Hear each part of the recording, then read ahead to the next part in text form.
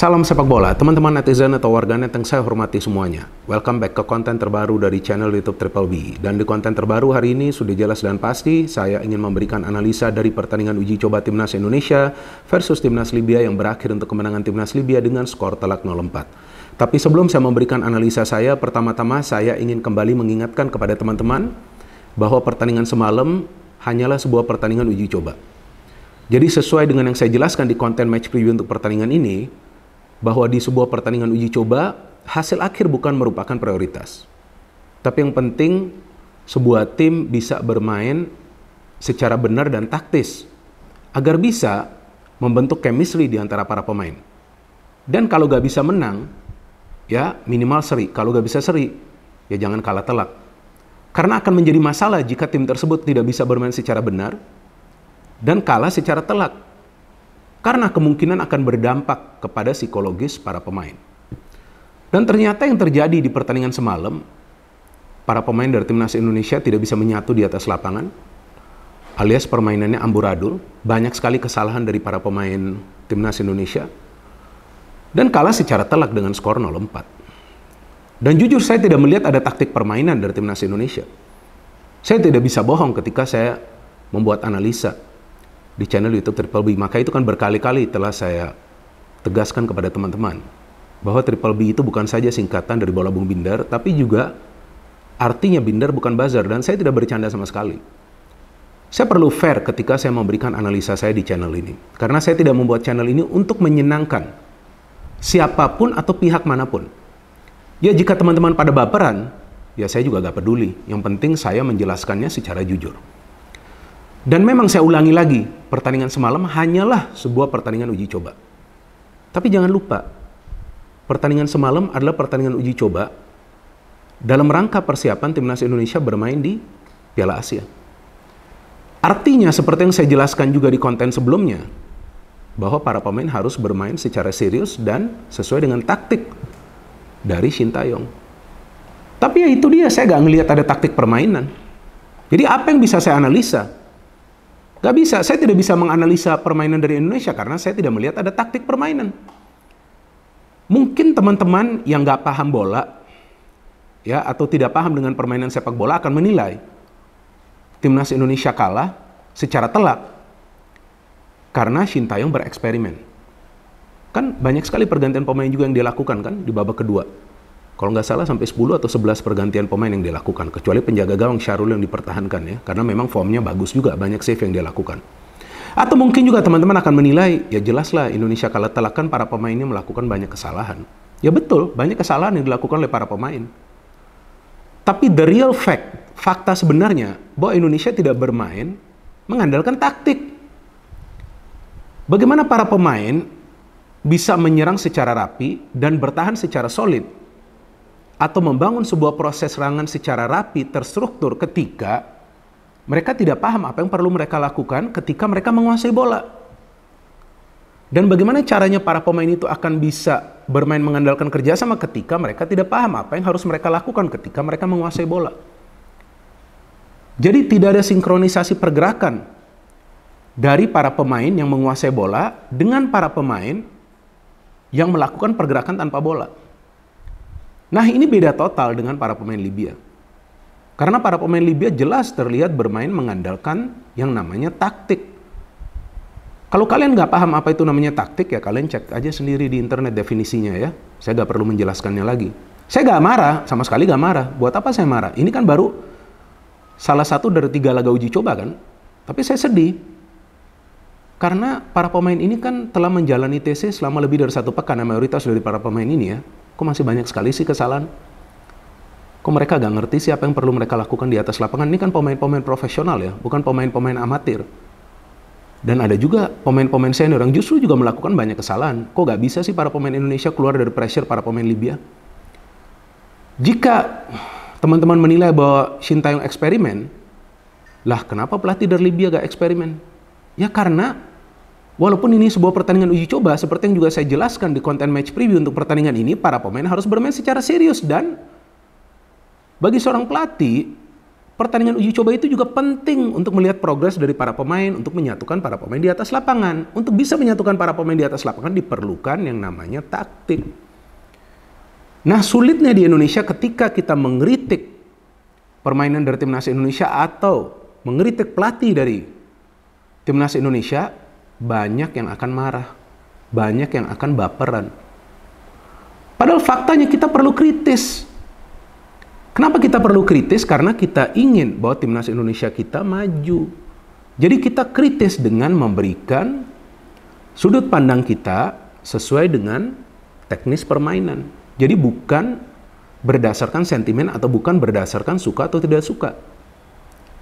Saya adalah salah satu pengamat yang sering memuji dan mengapresiasi Shin Tae-yong dan juga para pemain dari timnas Indonesia. Tapi setelah saya nonton pertandingan semalam, saya kecewa.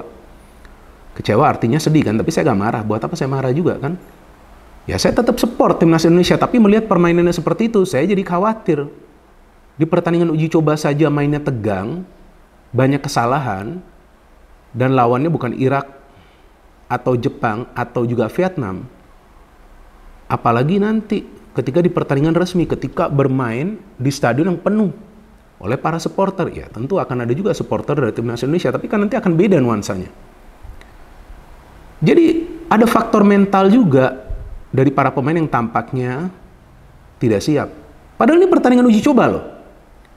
Artinya nggak masalah juga bermain lepas, walaupun tetap bermain serius kan. Harus main serius dong, kan membela negara. Jadi mau melakukan 15 kali pergantian pemain pun, jika konsep permainan itu jelas, pemain manapun yang bermain itu akan bisa bermain secara rapi. Karena mereka sudah paham dapat bola opernya kemana. Pemain yang tidak menguasai bola sudah tahu perlu bergerak ke arah mana. Indonesia tidak bisa menciptakan banyak peluang, bahkan kalau kita hitung dari jumlah peluang, Indonesia jauh kalah dari Libya. Jadi saya pikir bagus juga form dari Syahrul tuh lagi on fire semalam, walaupun dia kebobolan sampai 4 gol. Kalau bukan karena Syahrul, mungkin sudah 8-0 Libya ini menang, banyak sekali peluang dari para pemain Libya. Jadi ya saya pikir kesulitan bagi para pemain timnas Indonesia adalah untuk bermain secara kolektif. Karena tidak ada yang namanya pola permainan. Kalau ada yang menilai bahwa Indonesia ingin build up dari pertahanan, kenapa jarak antara lini pertahanan dengan lini tengah itu jauh? Kenapa jarak antara lini tengah dengan lini depan itu dekat, tapi ketika ada pemain dari lini depan itu dapat bola, kenapa mainnya individu? Kenapa gak langsung passing lagi ke pemain yang melakukan pergerakan tanpa bola? Kan itu yang sering terjadi. Atau ketika memberikan final pass-nya sering gagal, artinya tidak pernah sukses gitu. Betul kan? Karena satu shot dari Sadil Ramdhani itu dari luar kotak penalti kalau nggak salah, dan Adam Alis oke lah, itu satu shot yang bisa di-save oleh penjaga gawang dari Libya, kemudian terkena tiang kan. Jadi kalau menurut saya ini masalah dasarnya dari timnas Indonesia adalah dari segi taktik permainan, which means kembali kepada pelatih lagi. Nah, apakah Shin Tae-yong sudah punya pola permainan yang akan dia pakai di Piala Asia nanti? Mungkin belum. Karena kan tampak kita tidak melihat ada struktur permainan dari timnas Indonesia. Apakah Shin Tae-yong sudah punya starting 11 untuk di Piala Asia? Mungkin sudah punya. Tapi dia kan tidak bisa memainkan semua pemain karena ada beberapa pemain yang bergabung dengan skuad kan terlambat. Jadi gak salah juga bagi Shin Tae-yong menentukan starting lineup dari awal, gak salah. Karena pemain-pemain yang main adalah mayoritas pemain-pemain yang sebelumnya sudah lama menjalani pemusatan latihan di Turki. Tapi apa yang mereka lakukan? Kok banyak sekali sih kesalahan? Pemain di tengah seperti McClough lebih banyak jumlah kesalahannya daripada key passes-nya. Sadil Ramdhani tidak banyak terlibat dalam proses membangun serangan, padahal dia adalah pemain yang seharusnya bisa menjadi penghubung ke lini depan. Ricky Kambuaya sesekali saja keluar dari pressure, lebih banyak dia tertekan oleh para pemain Libya yang bermain secara kolektif dalam bertahan dan juga dalam menyerang. Jadi mereka ketika bertahan mempersempit ruang, melakukan man marking kepada pemain dari timnas Indonesia yang coba untuk melakukan pergerakan tanpa bola dan melakukan pressing kepada pemain timnas Indonesia yang menguasai bola. Jadi di konten ini juga saya tidak bisa banyak memberikan analisa, kecuali yang bisa saya katakan adalah bahwa timnas Indonesia tidak bermain secara taktis dan Libya bermain dengan pola permainan yang pas untuk bisa menang. Dan memang dengan menang ya Libya juga gak dapat poin karena ini bukan pertandingan FIFA Matchday kan. Tapi pertandingan selanjutnya adalah FIFA Matchday, tapi bukan soal FIFA Matchday atau non FIFA Matchday. Persoalannya adalah ini uji coba agar para pemain dari timnas Indonesia bisa siap tampil di Piala Asia. Yang saya harapkan Shin Taeyong bisa melakukan evaluasi dan kemudian di next match nanti lawan Libya membuat timnas Indonesia bermain secara taktis. Karena tanpa taktik, jangan juga kalian mimpi timnas Indonesia itu akan bisa mendapatkan 1 poin pun di Piala Asia. Gak bisa. Jangan cuma berharap dengan faktor keberuntungan. Jika teman-teman menilai, ya ini kan sebuah pertandingan uji coba, kenapa Jepang serius sampai bantai Thailand? Kenapa? Karena uji coba tersebut adalah dalam rangka persiapan mereka bermain di Piala Asia nanti. Jadi mau lawannya lemah, mau lawannya kuat, mereka tetap akan serius. Kalau bisa menang, kenapa gak menang? Ini feeling saya ini nanti, para pemuja STY ini akan mengatakan, ya iyalah, ini kan pertandingan uji coba, disiarkan secara live. Mana mungkin Shin Taeyong akan menunjukkan taktiknya. Nah itu pemikiran kalian keliru. Ya seorang pelatih gak akan berpikir seperti itu. Ya sebuah pertandingan uji coba itu juga penting bagi seorang pelatih. Jadi dalam hal ini saya bukan ingin menghujat atau menghina Shin Taeyong, enggak. Saya hanya kritis saja. Kenapa mainnya kok nggak kelihatan struktur permainannya. Kalau kelihatan struktur permainannya, ya jika Indonesia kalah, saya yakin nggak akan kalah telak gitu. Dan seharusnya bisa menciptakan lebih banyak peluang. Karena dalam permainan sepak bola, kalau mau menang, harus bisa menciptakan peluang dan memanfaatkan sejumlah peluang atau seminim pun peluang tersebut untuk bisa mencetak gol dan meraih kemenangan. Oke, kita kalah di pertandingan uji coba pertama ini dengan skor yang telak, tapi tentu kita harapkan di next match bisa bangkit. Kalau nggak bisa menang nggak masalah. Kalau seri juga nggak masalah. Kalaupun kalah, ya sebetulnya nggak masalah juga kan pertandingan uji coba ya. Tapi jangan kalah telak dong.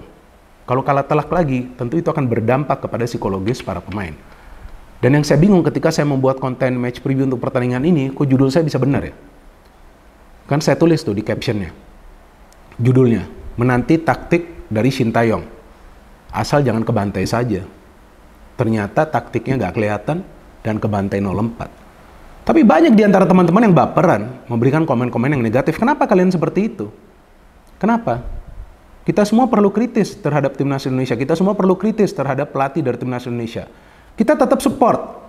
Kritik itu bukan berarti kita menjatuhkan seseorang. Enggak, kritik itu kita menjelaskan sudut pandang kita tentang apa yang sebetulnya terjadi dalam sebuah pertandingan sepak bola.